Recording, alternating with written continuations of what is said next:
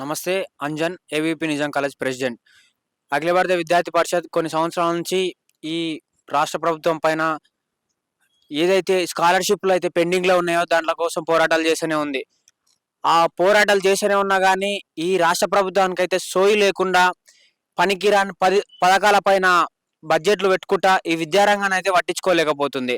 ఇప్పుడు మనం చూసుకున్నట్టయితే విద్యా కమిషన్ నుంచి ఒక నివేదిక పెట్టిర్రు. ఎంత 600 పేజీలు పెట్టిరంట.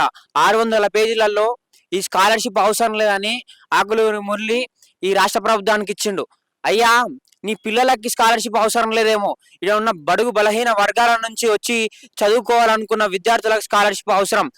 మాకు ఆ స్కాలర్‌షిప్ మీదనే మా జీవితాలు ఆధారపడి ఉంటాయి. ఎందుకంటే మేము ప్రైవేట్ కళాశాలలకు వెళ్ళలేక, ఈ గవర్నమెంట్ కళాశాలలో చదువుకున్నది మా స్తోమత బాలేక, లేకపోతే మా తల్లిదండ్రులు అంత పెట్టలేక మేము ఈ గవర్నమెంట్ కళాశాలలకు వస్తున్నాం. కానీ ఏదో మీ లెక్క దందాలు మా తల్లిదండ్రులు చేయలేకనేగా మీ లెక్క దందాలు చేసుకుంటా మీ పిల్లలని ఫారెన్లలో ఒప్పించుకుంటారు.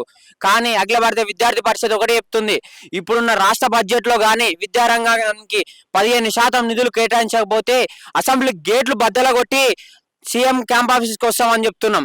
ఎందుకంటే అఖిల భారత విద్యార్థి పరిషత్ ఒకటే చెప్తుంది, మాకు రావాల్సిన రూపాయన మాకు ఇవ్వండి, కానీ మీరు పనికిరాని పథకాలకు పెట్టుకుంటా మెషిన్ దోలుకొచ్చుకొని మిస్ ఇండియా పెడతా అంటున్నావు. కానీ ఈ రాష్ట్ర ప్రభుత్వానికి సోయి లేకుండా కనీసమైన విద్యాశాఖ మంత్రిని కూడా పెట్టలే ఇప్పటి వరకు.